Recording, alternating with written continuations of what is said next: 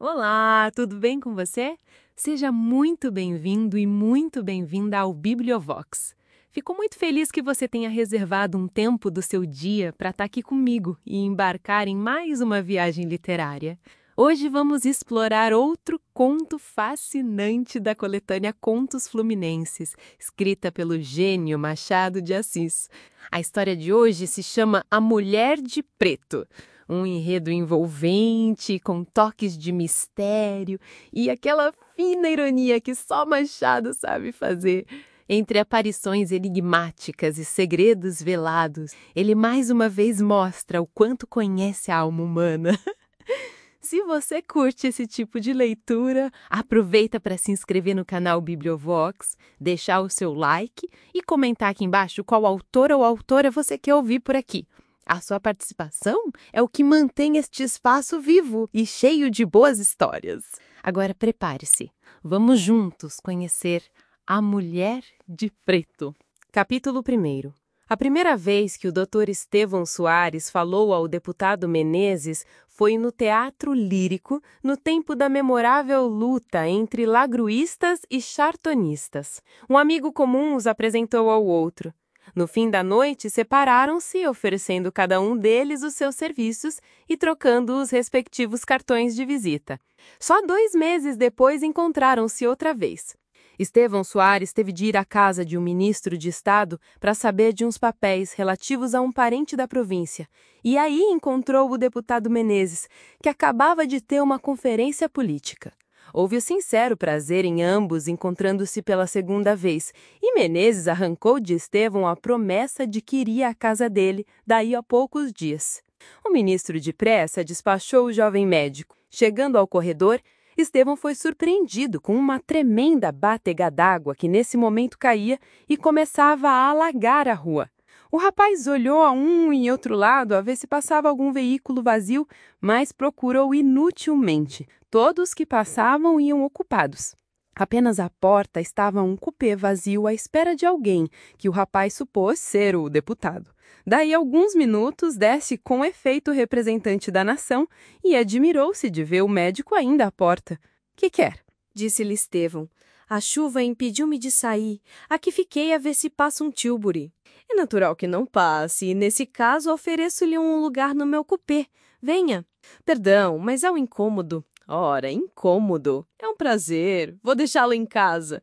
"Onde mora?" "Rua da Misericórdia, número..." "Bem, suba."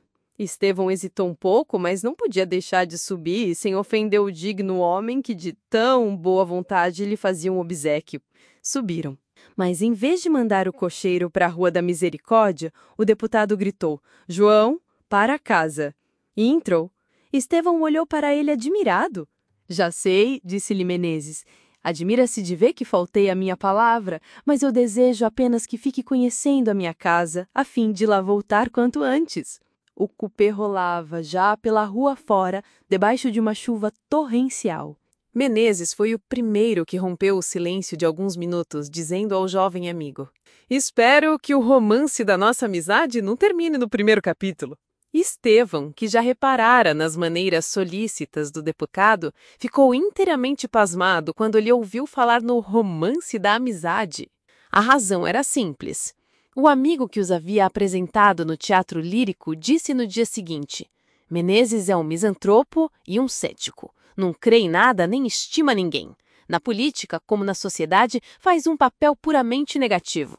Esta era a impressão com que Estevão, apesar da simpatia que o arrastava, falou a segunda vez a Menezes. E admirava-se de tudo, das maneiras, das palavras e do tom de afeto que elas pareciam revelar. À linguagem do deputado, o jovem médico respondeu com igual franqueza. "Por que acabaremos no primeiro capítulo?" perguntou ele. "Um amigo não é coisa que se despreze. Acolhe-se como um presente dos deuses." "Dos deuses?" disse Menezes rindo. "Já vejo que é pagão." "Alguma coisa, é verdade, mas no bom sentido", respondeu Estevão rindo também. "Minha vida se assemelha-se um pouco a Dionísio. Tem ao menos uma Ítaca, sua pátria, e uma Penélope, sua esposa. Nenhuma nem outra. Então entender-nos-emos. Dizendo isto, o deputado voltou a cara para o outro lado, vendo a chuva que caía na vidraça da portinhola. Decorreram 2 ou 3 minutos, durante os quais Estevão teve tempo de contemplar a seu gosto o companheiro de viagem.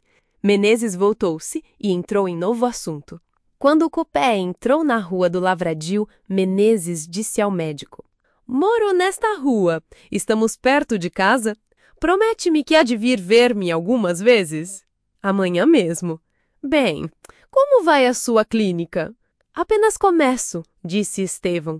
"Trabalho pouco, mas espero fazer alguma coisa. O seu companheiro, na noite em que me apresentou, disse-me que o senhor é moço de muito merecimento. Tenho vontade de fazer alguma coisa." Daí a 10 minutos, parava o cupê à porta de uma casa da Rua do Lavradio. Apearam-se os dois e subiram. Menezes mostrou a Estevão o seu gabinete de trabalho, onde haviam 2 longas estantes de livros. "É a minha família", disse o deputado, mostrando os livros. "História, filosofia, poesia e alguns livros de política. Aqui estudo e trabalho. Quando cá vier, é aqui que eu hei de receber." Estevão prometeu voltar no dia seguinte e desceu para entrar no cupé que esperava por ele e que o levou à Rua da Misericórdia. Entrando em casa, Estevão dizia consigo: "Onde está a misantropia daquele homem? As maneiras de misantropo são mais rudes do que as dele, salvo se ele, mais feliz do que Diógenes, achou em mim o homem que procurava." Capítulo 2. Estevão era o tipo do rapaz sério. Tinha talento, ambição e vontade de saber, 3 armas poderosas nas mãos de um homem que tem a consciência de si. Desde os 16 anos, a sua vida foi um estudo constante, aturado e profundo. Destinado ao curso médico, Estevão entrou na academia um pouco forçado. Não queria desobedecer ao pai. A sua vocação era toda para as matemáticas. "Que importa?" disse ele ao saber da resolução paterna. "Estudarei a medicina e a matemática." Com efeito, teve tempo para uma e outra coisa. Teve tempo ainda para estudar a literatura, e as principais obras da antiguidade e contemporâneas eram-lhe tão familiares como os tratados de operações e de higiene. Para estudar tanto, foi-lhe preciso sacrificar uma parte da saúde. Estevão, aos 24 anos, adquiria uma magreza que não era a dos 16. Tinha a tez pálida e a cabeça pendia-lhe um pouco para frente pelo longo hábito da leitura. Mas esses vestígios de uma longa aplicação intelectual não lhe alteraram a regularidade e a harmonia das feições, nem os olhos perderam nos livros o brilho e a expressão. Era, além disso, naturalmente elegante. Não digo enfeitado, que é a coisa diferente. Era elegante nas maneiras, na atitude, no sorriso, no trajo, tudo mesclado de uma certa severidade que era o cunho do seu caráter. Podia-se notar-lhe muitas infrações ao código da moda. Ninguém poderia dizer que ele faltasse nunca às boas regras do gentleman. Perdera os pais aos 20 anos, mas ficara-lhe bastante juízo para continuar sozinho a viagem do mundo. O estudo serviu-lhe de refúgio e bordão. Não sabia nada do que era o amor. Ocupara-se tanto com a cabeça que esquecera-se do que tinha um coração dentro do peito. Não se infira daqui que Estevão fosse puramente um positivista. Pelo contrário, a alma dele possuía ainda, em toda a plenitude da graça e da força, as 2 asas que a natureza lhe dera. Não raras vezes rompia ela do cárcere da carne para ir correr os espaços do céu, em busca de não sei que ideal mal definido, obscuro e incerto. Quando voltava desses êxtases, Estevão curava-se deles enterrando-se nos volumes à cata de uma verdade científica. Newton era-lhe o antídoto de Goethe. Além disso, Estevão tinha ideias singulares. Havia um padre amigo dele, rapaz de 30 anos, da escola de Fenelon, que entrava com um telêmaco na ilha de Calipso. Ora, o padre dizia muitas vezes a Estevão que só uma coisa lhe faltava para ser completo: era casar-se. "Quando você tiver", dizia-lhe, "uma mulher amada e amante ao pé de si, será um homem feliz e completo. Dividirá então o tempo entre as 2 coisas mais elevadas que a natureza deu ao homem, a inteligência e o coração. Nesse dia quero eu mesmo casá-lo." "Padre Luís", respondia Estevão, "faça-me então o serviço completo. Traga minha mulher e a bênção." O padre sorria-se ao ouvir a resposta do médico. E como o sorriso parecia a Estevão uma nova pergunta, o médico continuava: se encontrar uma mulher tão completa como eu exijo, afirmo-lhe que me casarei. Dirá que as obras humanas são imperfeitas, e eu não contestarei, Padre Luiz, mas nesse caso, deixe-me caminhar só com as minhas imperfeições. Daqui engendrava-se sempre uma discussão, que se animava e crescia até o ponto em que Estevão concluía por este modo: Padre Luiz, uma menina que deixa as bonecas para ir decorar mecanicamente alguns livros mal escolhidos, que interrompe uma lição para ouvir contar uma cena de namoro, que em matéria de arte só conhece os figurinos parisienses, que deixa as calças para entrar no baile e que antes de suspirar por um homem, examina-lhe a correção da gravata e o apertado do botim. Padre Luiz, esta menina pode vir a ser um esplêndido ornamento de salão e até uma fecunda mãe de família, mas nunca será uma mulher. Esta sentença de Estevão tinha o defeito de certas regras absolutas. Por isso, o padre dizia-lhe sempre: tem você razão, mas eu não lhe digo que case com a regra. Procure a exceção que há de encontrar e leve-a ao altar onde eu estarei para os unir. Tais eram os sentimentos de Estevão em relação ao amor e à mulher. A natureza dera-lhe em parte esses sentimentos, mas em parte adquiriu-os ele nos livros. Exigia a perfeição intelectual e moral de uma Heloísa, e partia da exceção para estabelecer uma regra. Era intolerante para os erros veniais. Não os reconhecia como tais. Não há erro venial, dizia ele, em matéria de costumes e de amor. Contribuíra para esta rigidez de ânimo o espetáculo da própria família de Estevão. Até os 20 anos foi ele testemunha do que era a santidade do amor mantido pela virtude doméstica. Sua mãe, que morrera com 38 anos, amou o marido até os últimos dias e poucos meses lhe sobreviveu. Estevão soube que fora ardente e entusiástico o amor de seus pais na estação do noivado, durante a manhã conjugal. Conheceu-o assim por tradição, mas na tarde conjugal a que ele assistiu, viu o amor calmo, solícito e confiante, cheio de dedicação e respeito, praticado como um culto, sem recriminações nem pesares e tão profundo como no primeiro dia. Os pais de Estevão morreram amados e felizes na tranquila seriedade do dever. No ânimo de Estevão, o amor que funda a família devia ser aquilo ou não seria nada. Era justiça, mas a intolerância de Estevão começava na convicção que ele tinha de que com a dele morrera a última família, e fora com ela a derradeira tradição do amor, que era preciso para derrubar todo este sistema, ainda que momentâneo, uma coisa pequeníssima, um sorriso e 2 olhos. Mas como esses 2 olhos não apareciam, Estevão entregava-se na maior parte do tempo aos seus estudos científicos, entregando as horas vagas em algumas distrações que o não prendiam por muito tempo. Morava só. Tinha um escravo, da mesma idade que ele e cria da casa do pai, mais irmão do que escravo, na dedicação e no afeto. Recebia alguns amigos, a quem visitava de quando em quando, entre os quais incluímos o jovem padre Luiz, a quem Estevão chamava Platão de Sotaina. Naturalmente bom e afetuoso, generoso e cavalheiresco, sem ódios nem rancores, entusiasta por todas as coisas boas e verdadeiras, tal era o Dr. Estevão Soares, aos 24 anos de idade. Do seu retrato físico já dissemos alguma coisa. Bastará acrescentar que tinha uma bela cabeça, coberta de bastos cabelos castanhos, 2 olhos da mesma cor, vivos e observadores. A palidez do rosto fazia realçar o bigode naturalmente encaracolado. Era alto e tinha mãos admiráveis. Capítulo 3. Estevão Soares visitou Menezes no dia seguinte. O deputado esperava-o e recebeu-o como se fosse um amigo velho.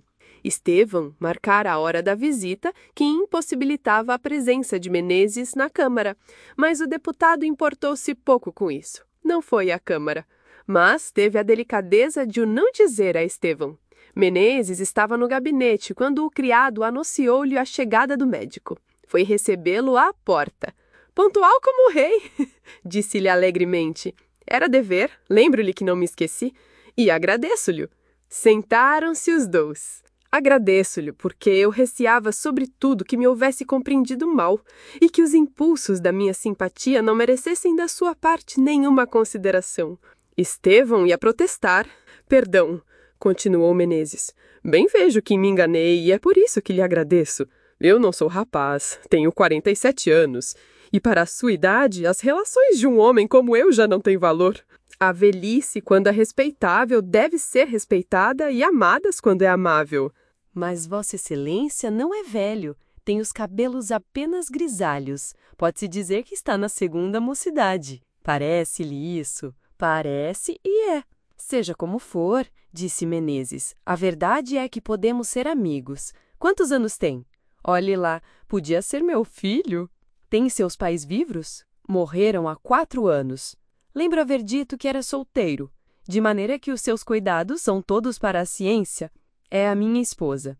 Sim, a sua esposa é intelectual, mas essa não basta a um homem como o senhor. Enfim, isso é como o tempo, está ainda moço.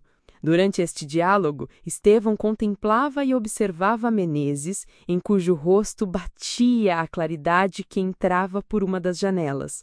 Era uma cabeça severa, cheia de cabelos já grisalhos que lhe caíam em gracioso desalinho. Tinha os olhos negros e um pouco amortecidos. Adivinhava-se, porém, que deviam ter sido vivos e ardentes. As suíças, também grisalhas, eram como as de Lord Palmerston, segundo dizem as gravuras. Não tinha rugas de velhice. Tinha uma ruga na testa, entre as sobrancelhas, indício de concentração de espírito e não vestígio do tempo.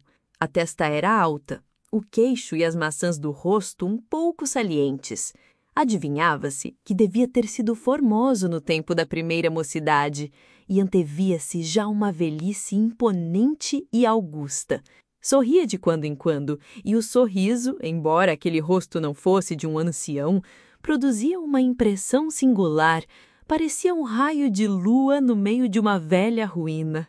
Vi que o sorriso era amável, mas não era alegre. Todo aquele conjunto impressionava e atraía. Estevão sentia-se cada vez mais arrastado para aquele homem que o procurava e lhe estendia a mão. A conversa continuou no tom afetuoso com que começara. A primeira entrevista da amizade é o oposto da primeira entrevista do amor. Nesta, mudece a grande eloquência. Naquela, inspira-se e ganha-se a confiança, pela exposição franca dos sentimentos e das ideias. Não se falou de política. Estevão aludiu de passagem às funções de Menezes, mas foi um verdadeiro incidente a que o deputado não prestou atenção. No fim de 1 hora, Estevão levantou-se para sair. Tinha de ir ver um doente. O motivo é sagrado, se não retinha-o, mas eu voltarei outras vezes. Sem dúvida alguma, e eu irei vê-lo algumas vezes. Se no fim de 15 dias não se aborrecer, olhe, venha de tarde. Janta algumas vezes comigo. Depois da Câmara, estou completamente livre. Estevão saiu prometendo tudo. Voltou lá, com efeito, e jantou 2 vezes com o deputado, que também visitou Estevão em casa. Foram ao teatro juntos, relacionaram-se intimamente com as famílias conhecidas. No fim de 1 mês eram 2 amigos velhos. Tinham observado reciprocamente o caráter e os sentimentos. Menezes gostava de ver a seriedade do médico e o seu bom senso. Estimava-o com as suas intolerâncias, aplaudindo-lhe a generosa ambição que o dominava. Pela sua parte, o médico via em Menezes um homem que sabia ligar a austeridade dos anos à amabilidade de cavalheiro, modesto nas suas maneiras, instruído, sentimental. Da misantropia anunciada não encontrou vestígios. É verdade que, em algumas ocasiões, Menezes parecia mais disposto a ouvir do que a falar, e então o olhar tornava-se-lhe sombrio e parado, como se, em vez de ver os objetos exteriores, estivesse contemplando a sua própria consciência. Mas eram rápidos esses momentos, e Menezes voltava logo aos seus modos habituais. Não é um misantropo, pensava então Estevão, mas este homem tem um drama dentro de si. A observação de Estevão adquiriu certo caráter de verossimilhança quando, uma noite em que se achavam no teatro lírico, Estevão chamou a atenção de Menezes para uma mulher vestida de preto que se achava em um camarote da primeira ordem. "Não conheço aquela mulher", disse Estevão. "Sabe quem é?" Menezes olhou para o camarote indicado, contemplou a mulher por alguns instantes e respondeu: "Não conheço." A conversa ficou aí. Mas o médico reparou que a mulher 2 vezes olhou para Menezes e este 2 vezes para ela, encontrando-se os olhos de ambos. No fim do espetáculo, os 2 amigos dirigiram-se pelo corredor do lado em que estivera a mulher de preto. Estevão teve apenas nova curiosidade, a curiosidade de artista. Quis vê-lo de perto, mas a porta do camarote estava fechada. Teria já saído ou não? Era impossível sabê-lo. Menezes passou sem olhar. Ao chegarem ao patamar da escada que dá para o lado da Rua dos Ciganos, pararam os 2 porque havia grande afluência de gente. Daí a pouco ouviu-se passo apressado. Menezes voltou o rosto e, dando o braço a Estevão, desceu imediatamente, apesar da dificuldade. Estevão compreendeu, mas nada viu. Pela sua parte, Menezes não deu sinal algum. Apenas se desembaraçaram da multidão. O deputado encetou uma alegre conversa com o médico. "Que efeito ele faz?" perguntou ele. "Quando passa no meio de tantas damas elegantes, aquela confusão de sedas e de perfumes?" Estevão respondeu distraidamente. E Menezes continuou a conversa no mesmo estilo. Daí a 5 minutos, a aventura do teatro tinha-se-lhe varrido da memória. Capítulo 4. Um dia, Estevão Soares foi convidado para um baile em casa de um velho amigo de seu pai. A sociedade era luzida e numerosa. Estevão, embora vivesse muito arredado, achou ali grande número de conhecidas. Não dançou, viu, conversou, riu um pouco e saiu. Mas ao entrar, levava o coração livre. Ao sair, trouxe nele uma flecha. Para falar a linguagem dos poetas da Arcádia, era a flecha do amor. Do amor? A falar a verdade, não se pode dar este nome ao sentimento experimentado por Estevão. Não era ainda o amor, mas bem pode ser que viesse a sê-lo. Por enquanto, era um sentimento de fascinação doce e branda. Uma mulher que lá estava produzira nele a impressão que as fadas produziam nos príncipes errantes ou nas princesas perseguidas, segundo nos rezam os contos das velhas. A mulher em questão não era uma virgem, era uma viúva de 34 anos, bela como o dia, graciosa e terna. Estevão via-a pela primeira vez. Pelo menos não se lembrava daquelas feições. Conversou com ela durante meia hora e tão encantado ficou com as maneiras, a voz, a beleza de Madalena, que ao chegar à casa não pôde dormir. Como verdadeiro médico que era, sentia em si os sintomas dessa hipertrofia do coração que se chama amor e procurou combater a enfermidade nascente. Leu algumas páginas de matemáticas, isto é, percorreu-as com os olhos, porque apenas começava a ler, o espírito alheava do livro onde apenas ficavam os olhos. O espírito ia ter com a viúva. O cansaço foi mais feliz que Euclides. Sobre a madrugada, Estevão Soares adormeceu, mas sonhou com a viúva. Sonhou que a apertava em seus braços, que a cobria de beijos, que era seu esposo perante a igreja e perante a sociedade. Quando acordou e lembrou-se do sonho, Estevão sorriu. "Casar-me?" disse ele. "Era o que me faltava. Como poderia eu ser feliz com o espírito receoso e ambicioso que a natureza me deu? Acabemos com isto. Nunca mais verei aquela mulher. E boa noite." Começou a vestir-se. Trouxeram-lhe o almoço. Estevão comeu rapidamente, porque era tarde, e saiu para ir ver alguns doentes. Mas, ao passar pela Rua do Conde, lembrou-se que Madalena lhe dissera morar ali. Mas aonde? A viúva disse-lhe o número. O médico, porém, estava tão embebido em ouvi-la falar que não o decorou. Queria e não queria. Protestava esquecê-la, e contudo daria o que se lhe pedisse para saber o número da casa naquele momento. Como ninguém podia dizer-lhe, o rapaz tomou o partido de ir-se embora. No dia seguinte, porém, teve o cuidado de passar 2 vezes pela Rua do Conde a ver se descobria a encantadora viúva. Não descobriu nada, mas quando ia tomar um tílburi e voltar para casa, encontrou o amigo de seu pai, em cuja casa encontrara Madalena. Estevão já tinha pensado nele, mas imediatamente tirou dali o pensamento, porque ir perguntar-lhe onde morava a viúva era uma coisa que podia traí-lo. Estevão já empregava o verbo trair. O homem em questão, depois de cumprimentar ao médico e trocar com ele algumas palavras, disse-lhe que ia à casa de Madalena e despediu-se. Estevão estremeceu de satisfação. Acompanhou de longe o amigo e viu-o entrar em uma casa.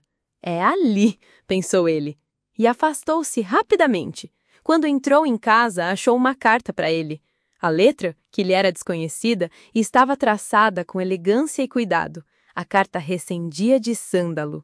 O médico rompeu o lacre. A carta dizia assim: amanhã toma-se chá em minha casa. Se quiser vir passar algumas horas conosco, dar-nos-á sumo prazer. Madalena, vírgula. Estevão leu e releu o bilhete. Teve ideia de levá-lo aos lábios, mas, envergonhado diante de si próprio por uma ideia que lhe parecia de fraqueza, cheirou simplesmente o bilhete e meteu-o no bolso. Estevão era um pouco fatalista. Se eu não fosse aquele baile, não conhecia esta mulher, não andava agora com estes cuidados e tinha conjurado uma desgraça ou uma felicidade, porque ambas as coisas podem nascer deste encontro fortuito. Que será? Eis-me na dúvida de Hamleto. Devo ir à casa dela? A cortesia pede que vá. Devo ir, mas irei encouraçado contra tudo. É preciso romper com estas ideias e continuar a vida tranquila que tenho tido. Estava nisto quando Menezes já entrou por casa. Vinha buscá-lo para jantar. Estevão saiu com o deputado. Em caminho, fez-lhe perguntas curiosas.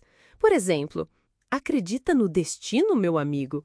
Pensa que há um Deus do bem e um Deus do mal em conflito travado sobre a vida do homem?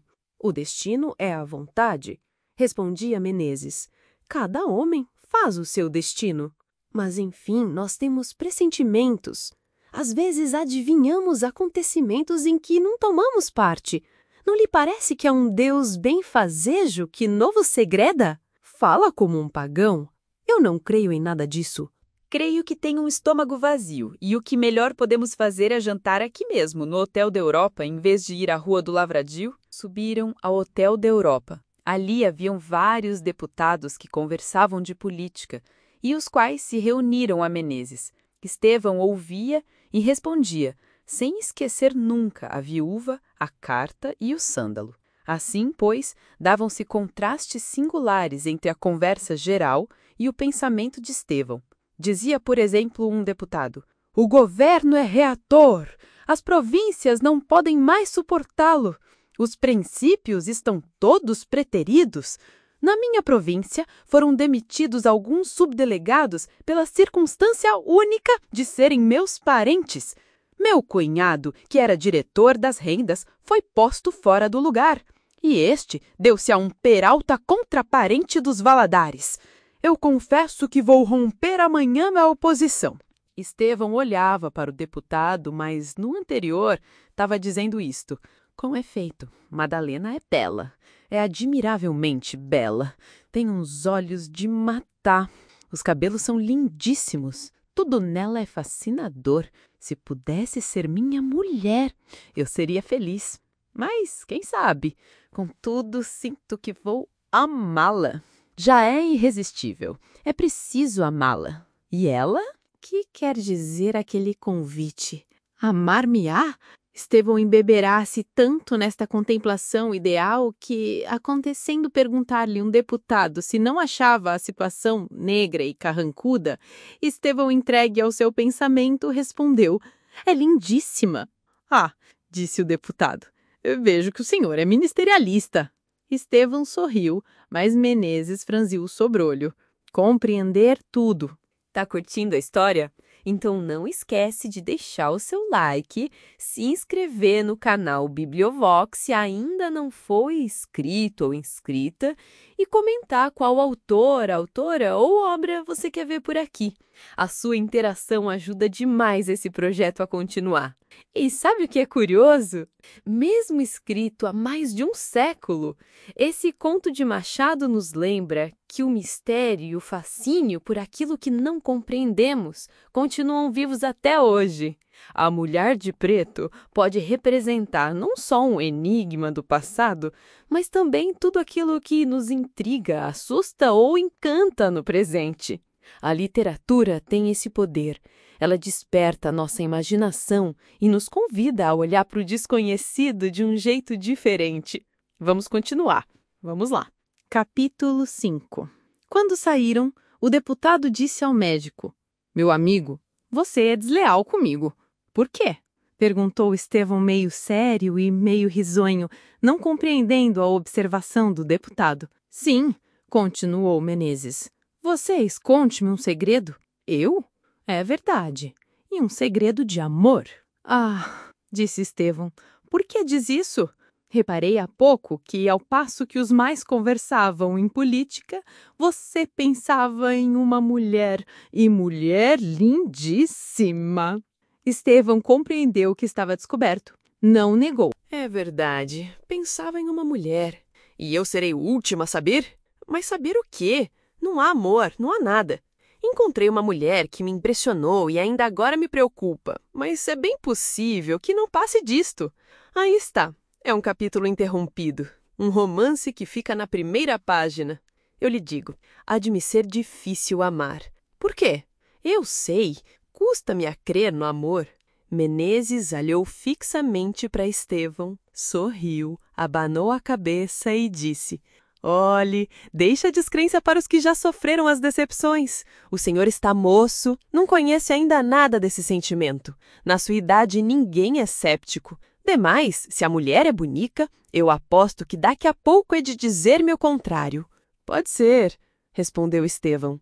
E ao mesmo tempo entrou a pensar nas palavras de Menezes, palavras que ele comparava ao episódio do teatro lírico. Entretanto, Estevão foi ao convite de Madalena.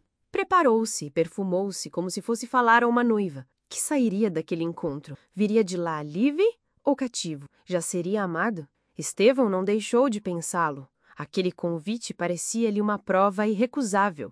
O médico, entrando num tílburi, começou a formar vários castelos no ar. Enfim, chegou à casa. Capítulo 6. Madalena estava na sala, acompanhada de um filho. Ninguém mais. Eram 9h30. Viria eu cedo demais? Perguntou ele à dona da casa.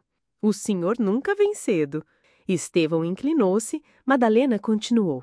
Se me acha só é porque, tendo enfermado um pouco, mandei desavisar as poucas pessoas que eu havia convidado.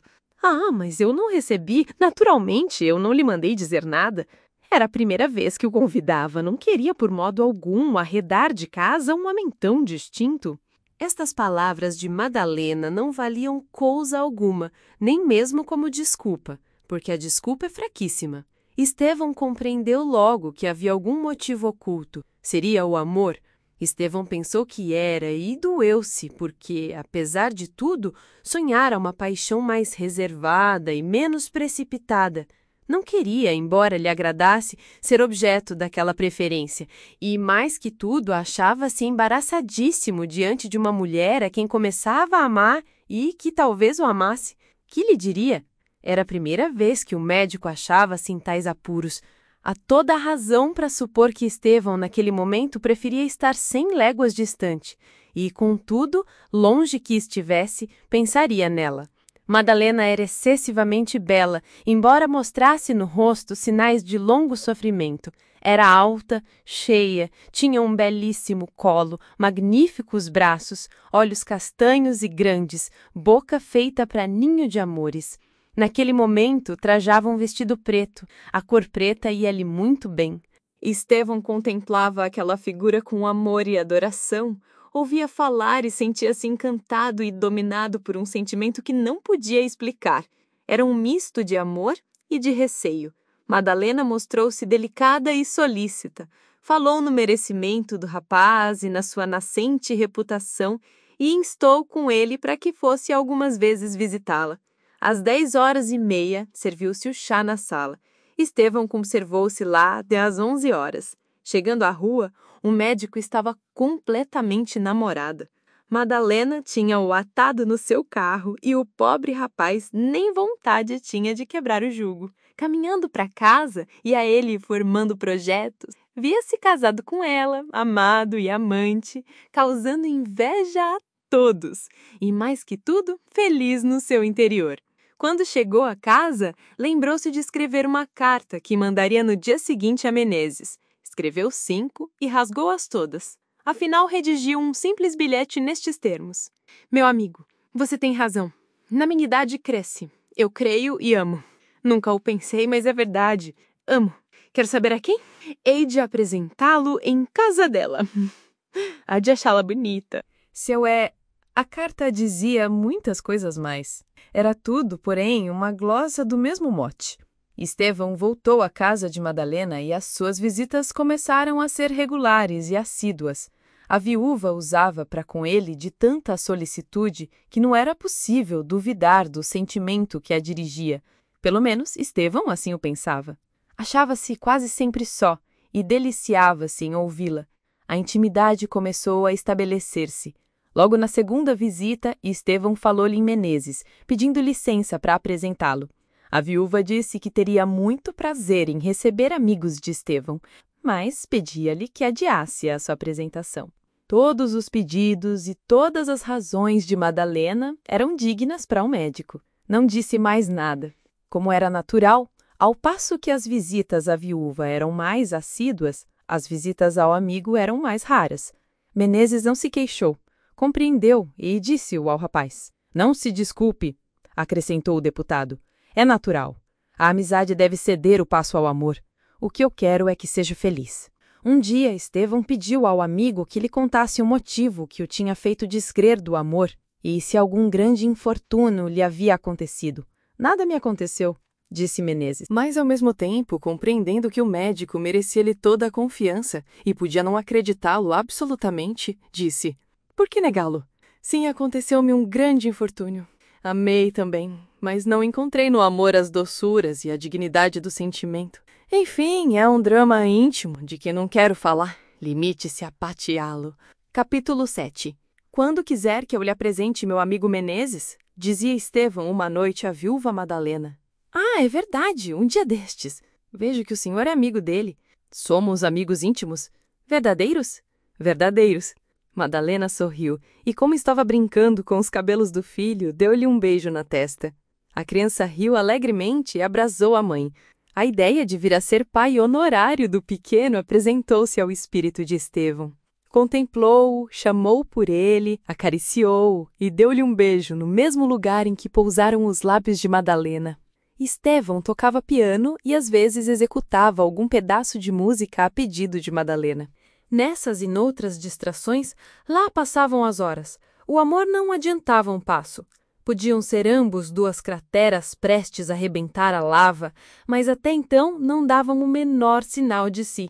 Esta situação incomodava o rapaz, acanhava-o e fazia-o sofrer, mas quando ele pensava em dar um ataque decisivo, era exatamente quando se mostrava mais cobarde e poltrão. Era o primeiro amor do rapaz. Ele nem conhecia as palavras próprias desse sentimento. Um dia, resolveu escrever à viúva. É melhor, pensava ele, uma carta eloquente e tem a grande vantagem de deixar a gente longe. Entrou para o gabinete e começou uma carta. Gastou nisso 1 hora. Cada frase ocupava-lhe muito tempo. Estevão queria fugir à hipótese de ser classificado como tolo ou como sensual. Queria que a carta não respirasse sentimentos frívolos nem mais, que a revelasse puro como era. Mas de quem não dependem, às vezes, os acontecimentos? Estevão estava relendo e emendando a carta quando lhe entrou por casa um rapazola que tinha intimidade com ele. Chamava-se Oliveira e passava por ser o primeiro janota do Rio de Janeiro. Entrou com um rolo de papel na mão. Estevão escondeu rapidamente a carta. Adeus, Estevão, disse o recém-chegado. Estavas escrevendo algum libelo ou carta de namoro? Nenhuma nem outra coisa, respondeu Estevão secamente. Dou-te uma notícia, que é: entrei na literatura. Ah, é verdade, e venho ler-te a primeira comédia. Deus me livre, disse Estevão levantando-se. Hás de ouvir, meu amigo, ao menos algumas cenas? Dar-se-á acaso que não me protejas nas letras? Anda cá, ao menos 2 cenas. Sim, é pouca coisa. Estevão sentou-se. O dramaturgo continuou. Talvez prefiras ouvir a minha tragédia intitulada O Punhal de Bruto. Não, prefiro a comédia, é menos sanguinária. Vamos lá. O Oliveira abriu o rolo, arranjou as folhas, tossiu e começou a ler o que se segue, com voz pausada e fanhosa. Cena 1. César, entrando pela direita. João pela esquerda. César, fechada. A sinhá já se levantou? Já, sim, senhor, mas está incomodada. César, o que tem? João, tá incomodada. César, já sei, consigo. Os incômodos do costume. Ao João, qual é então o remédio hoje? João, o remédio... Depois de uma pausa, não sei. César, tá bom, vai-te. Cena 2. César, Freitas, pela direita. César, bom dia. Senhor procurador, Freitas, de procurador de causas perdidas. Só me ocupo em procurar as perdidas. Procurar o que se não perdeu é tolice. A minha constituinte, César, disse-me ao João que está incomodada. Freitas, mesmo para vossa senhoria? César, sentando-se, mesmo para mim. Por que me olha com esse olhar? Tem inveja? Não é inveja, é admiração. De ordinário, ninguém corresponde ao nome que recebeu na pia, mas o senhor César, bens ao Deus, não desmente que traz um nome significativo e trata de ser nas páginas amorosas, o que foi o outro nas batalhas campais. César, pois também os procuradores dizem coisas destas? Freitas, de vez em quando, indo sentar-se. Vossa senhoria admira-se? César, tirando charutos. Como não é de costume, quer um charuto? Freitas, obrigado, eu tomo rapé. Tira a boceta. Quer uma pitada? César, obrigado. Freitas, sentando-se. Pois a causa da minha constituinte vai às 1000 maravilhas. A parte contrária requereu assinação de 10 dias, mas eu vou... César, está bom, senhor Freitas, eu dispenso o resto. Ou então não me fale linguagem do foro. Em resumo, ela vence? Freitas, está claro, tratando provável... César, vence a quanto basta. Freitas, pudera não vencer? Pois se eu ando nisto... César, tanto melhor. Freitas, ainda não me lembro de ter perdido uma só causa. Isto é, já perdi uma, mas é porque, nas vésperas de ganhar, disse-me o constituinte que desejava perdê-la. Dito e feito. Provei o contrário do que já tinha provado e perdi. Ou antes, ganhei, porque perder assim é ganhar. César é a fênix dos procuradores. Freitas, modestamente, são seus bons olhos. César, mas a consciência? Freitas, quem é a consciência? César, a consciência? A sua consciência? Freitas, a minha consciência? Ah, essa ganha também. César, levantando-se. Ah, também? Freitas, o mesmo. Tem vossa senhoria alguma demandazinha? Não tenho, mas quando tiver, fique descansado. Vou bater à sua porta. Freitas, sempre às ordens de vossa senhoria. Capítulo 8º. Estevão interrompeu violentamente a leitura, o que desgostou bastante ao poeta novel. O pobre candidato às musas mal pode balbuciar uma súplica. O Estevão mostrou-se surdo e o mais que lhe concedeu foi ficar com a comédia para ler depois. Oliveira contentou-se com isso, mas não se retirou sem recitar-lhe de cor uma fala do protagonista da tragédia, em versos duros e compridos, dando-lhe por quebra uma estrofe de uma poesia lírica no estilo de Odin do Victor Hugo. Enfim saiu. Entretanto, havia passado o tempo. Estevão releu a carta e quis ainda mandá-la, mas a interrupção do poeta fora proveitosa. Relendo a carta, Estevão achou-a fria e nula. A linguagem era ardente, mas não lhe correspondia ao fogo do coração.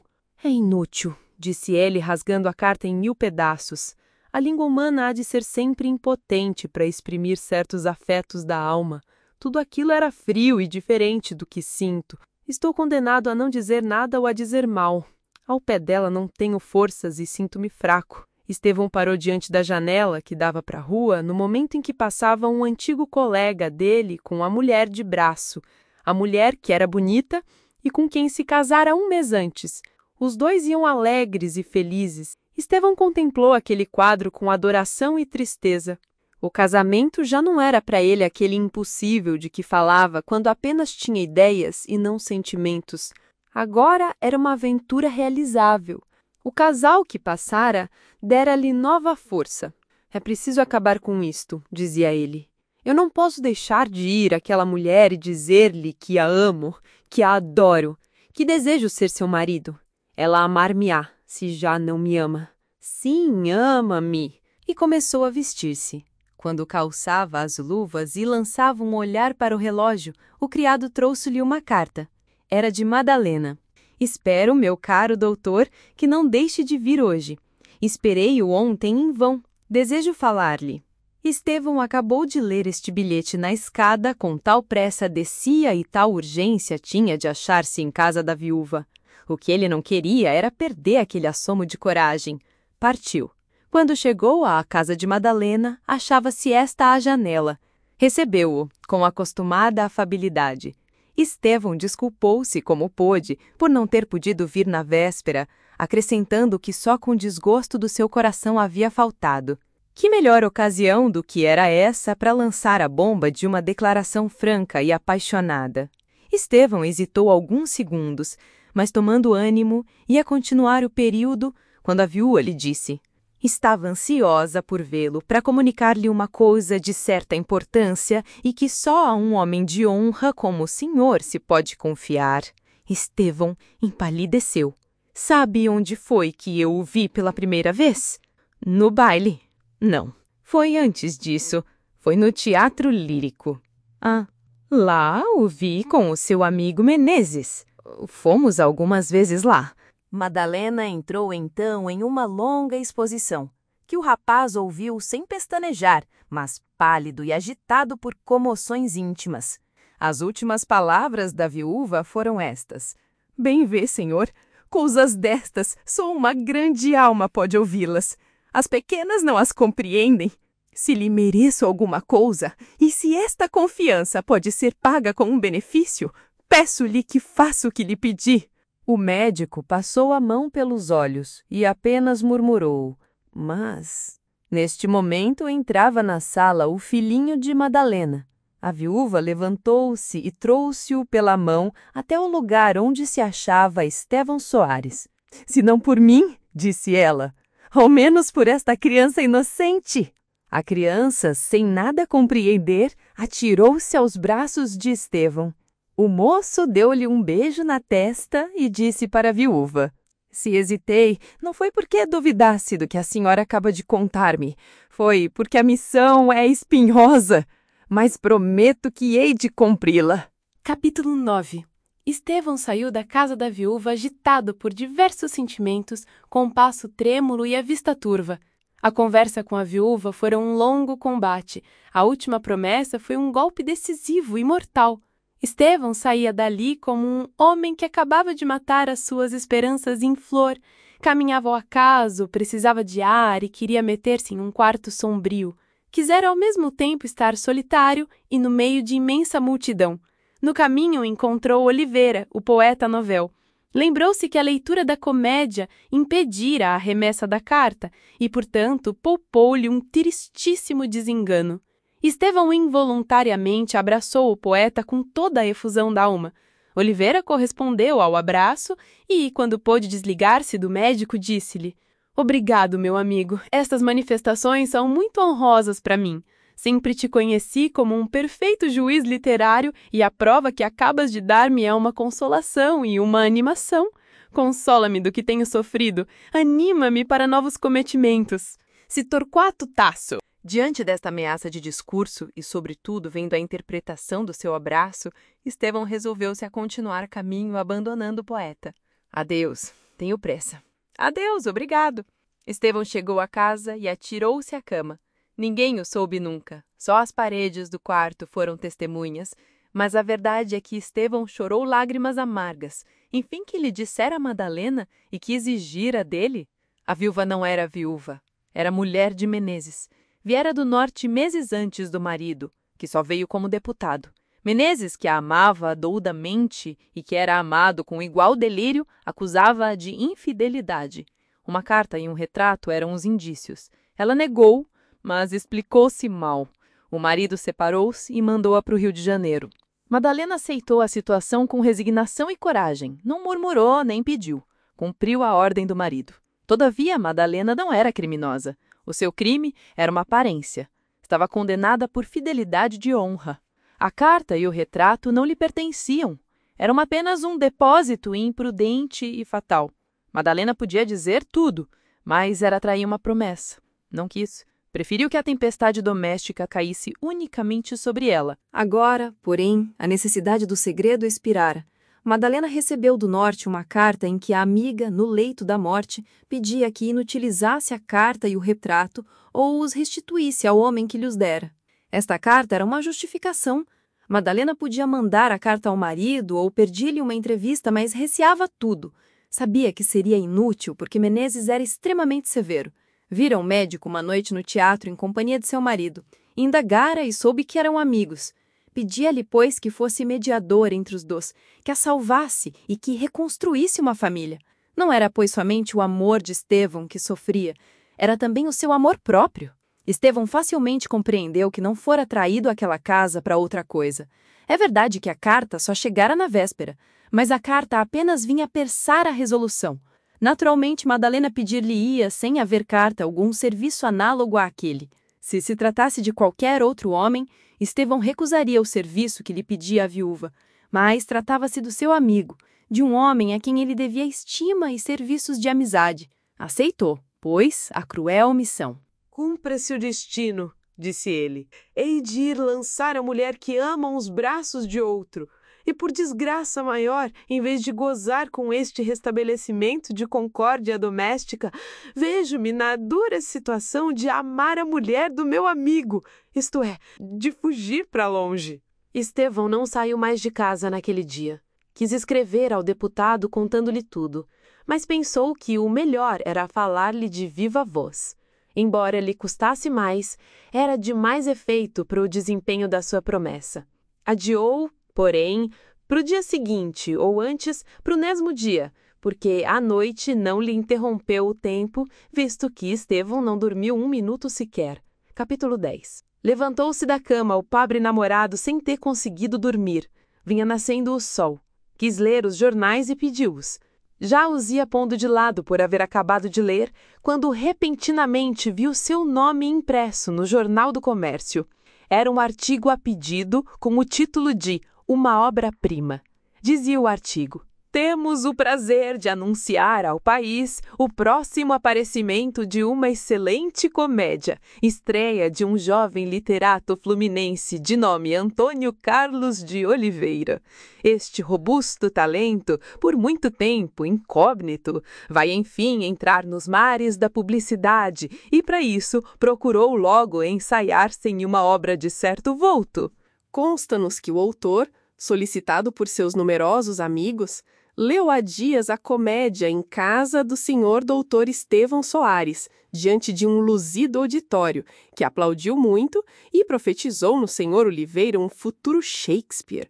O senhor doutor Estevão Soares levou a sua amabilidade a ponto de pedir a comédia para ler segunda vez, e ontem, ao encontrar-se na rua com o senhor Oliveira, de tal entusiasmo vinha possuído que o abraçou estreitamente, com grande pasmo dos numerosos transeuntes.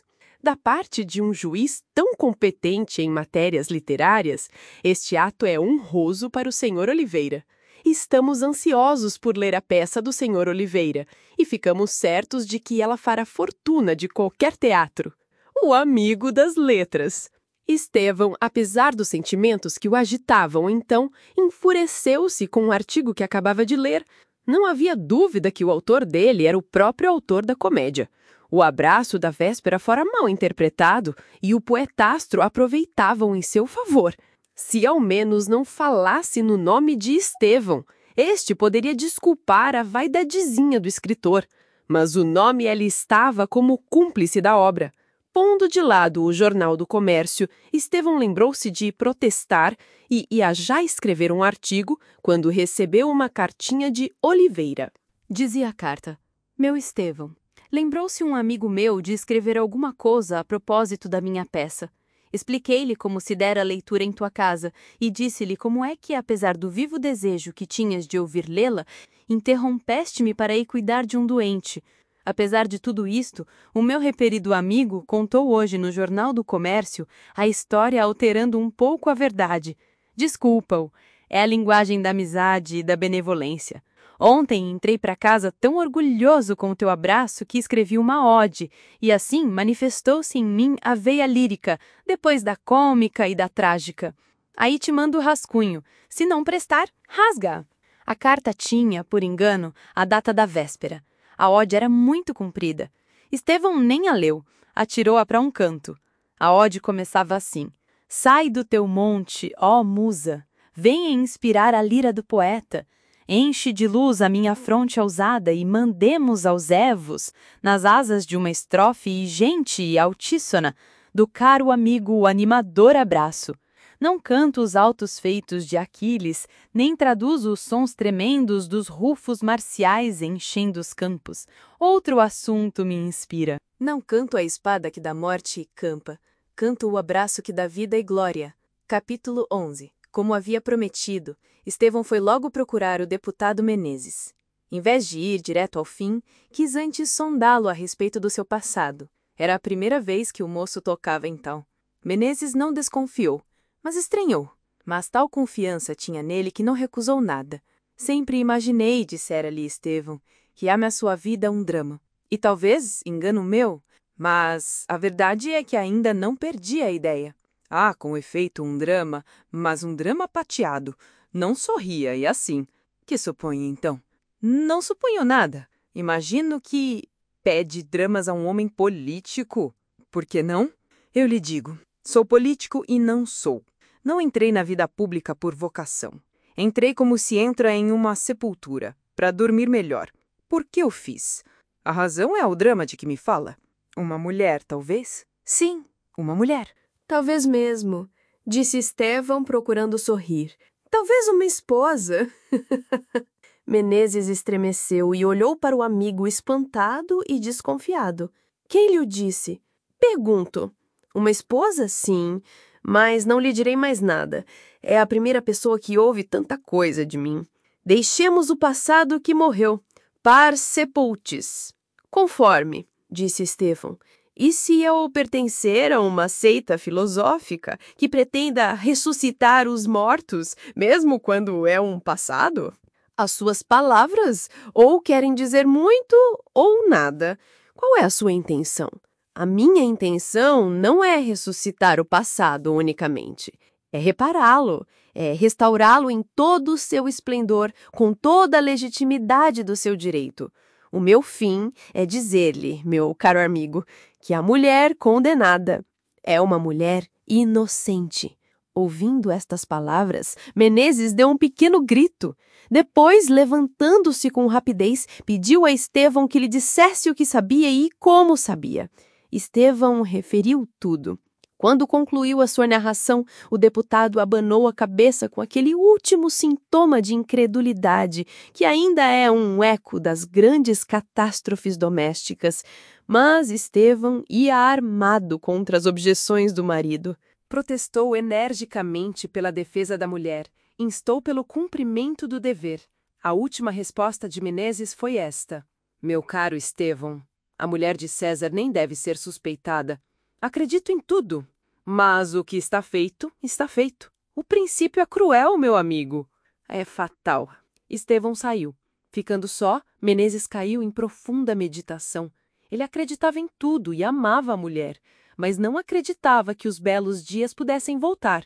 Recusando, pensava ele, era ficar no túmulo em que tivera tão brando sono. Estevão, porém, não desanimou. Quando entrou em casa, escreveu uma longa carta ao deputado, exortando-o a que restaurasse a família um momento separada e desfeita. Estevão era eloquente. O coração de Menezes com pouco se contentava. Enfim, nessa missão diplomática, o médico ouve-se com suprema habilidade. No fim de alguns dias, dissipara-se a nuvem do passado e o casal reunira-se. Como? Madalena soube das disposições de Menezes e recebeu o anúncio de uma visita de seu marido. Quando o deputado preparava-se para sair, vieram dizer-lhe que uma senhora o procurava. A senhora era a Madalena. Menezes nem quis abraçá-la. Ajoelhou-se-lhe aos pés. Tudo estava esquecido. Quiseram celebrar a reconciliação e Estevão foi convidado para lá passar o dia em companhia dos seus amigos que lhe deviam a felicidade. Estevão não foi. Mas no dia seguinte, Menezes recebeu este bilhete. Desculpe, meu amigo, se não vou despedir-me pessoalmente. Sou obrigado a partir repentinamente para Minas. Voltarei daqui a alguns meses. Estimo que sejam felizes e espero que não se esqueçam de mim. Menezes foi apressadamente à casa de Estevão e ainda o achou preparando as malas. Achou singular a viagem e mais singular o bilhete. Mas o médico não revelou por modo nenhum o verdadeiro motivo da sua partida. Quando Menezes voltou, comunicou à mulher as suas impressões e perguntou se ela compreendia aquilo. Não, respondeu Madalena, mas tinha compreendido, enfim. Nobre alma, disse ela consigo. Nada disse ao marido. Nisso mostrava-se a esposa solícita pela tranquilidade conjugal, mas mostrava-se, sobretudo, mulher. Menezes não foi à Câmara durante muitos dias e, no primeiro paquete, seguiu para o norte. A ausência transtornou algumas votações e a sua partida logrou muitos cálculos. Mas o homem tem o direito de procurar a sua felicidade e a felicidade de Menezes era independente da política. E assim, chegamos ao fim da leitura de A Mulher de Preto, mais um conto da coletânea Contos Fluminenses, de Machado de Assis. Espero que você tenha gostado dessa história cheia de mistério e sutileza. Machado sempre nos deixa pensando um pouco mais, não é?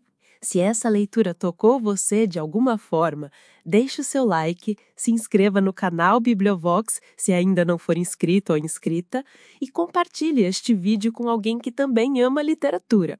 Ah, e me conta aqui nos comentários qual foi a sua interpretação dessa Mulher de Preto e que autor ou obra você gostaria de ouvir nas próximas leituras.